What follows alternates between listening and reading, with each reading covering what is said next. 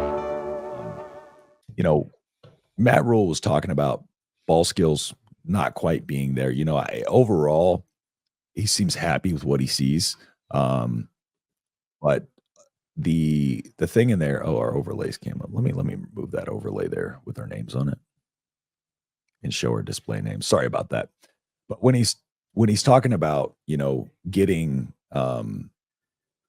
getting press coverage and stuff like that and beating press and talking about how the physicality, we don't necessarily have the ability to beat off press coverage or with the way the defense is played because we don't run a lot of press coverage, right? So, but essentially with press coverage, like something like that is very fundamentally driven and very it's something you can work on in terms of the wide receiver fundamentals because to beat press coverage, really it's about attacking three things. You want to attack the leverage, attack the hands, and attack the feet. You also kind of want to attack the hips, but essentially what you want to do is off the line, just be aggressive, attack the hands, attack their leverage, kind of get them off balance, and try to get their hips rotated to the outside.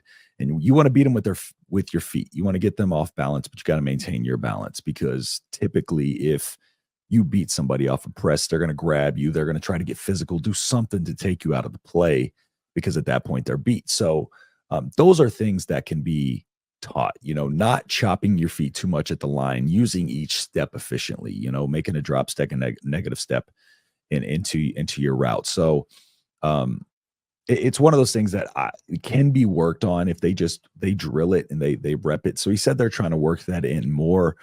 And that's one of the bigger things. The ball skills, I think, will come, when you got aggressive receivers like Banks and Nair, the ball skills will be there. And Nair said one of his strengths was 50-50 balls. So being able to go up and get balls, we know Jamal Banks, one of his biggest strengths is using his body and using his leverage and getting up and attacking the ball at the high point and using his physicality. So that seems to be a point of emphasis this time around, which is good because last year it seemed, the aggressiveness in attacking the ball wasn't there. And that also leads to a lot of interceptions and stuff like that. So I like that he's coming out and giving us an idea of not only where they're strong, but where they're weak and need some work and need to be, better with their fundamentals. And I think with the mindset that he's putting into him, Isaiah Nair said something that stood out, relying on technique, not talent, and trusting your training.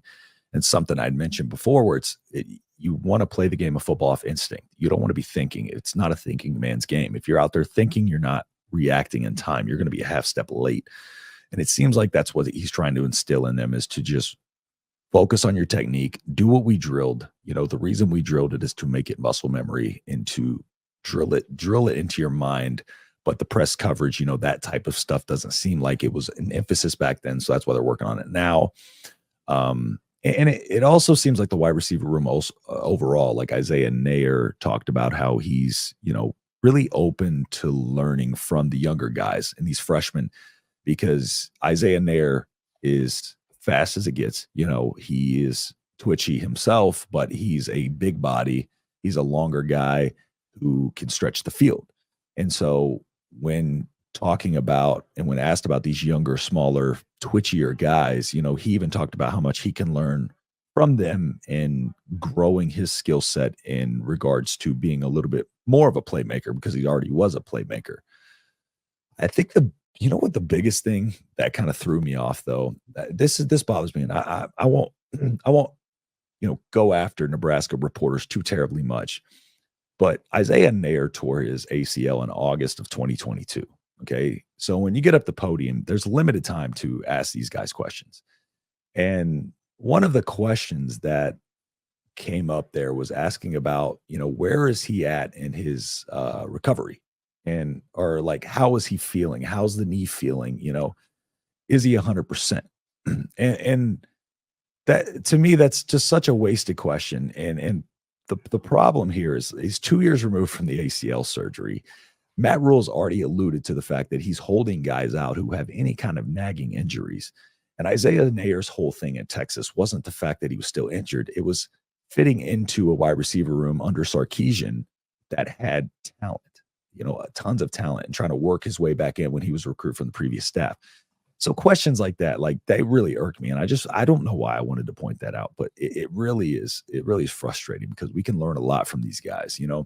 And I think the last biggest thing I took away from him is when he's talking about what the difference is in where he's been versus here.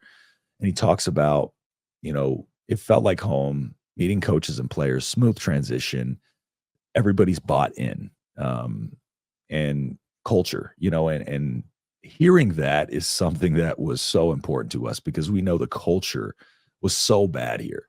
And Matt Rule being a culture guy, we were wondering, can he come in and right the ship? And I don't think we expected it to take like, I don't think we expected it to happen this quick where, you look at the portal and there's guys leaving schools, right? Colorado is what, up to like 11 players that have left. And Nebraska had a couple of people hit the portal. That's it.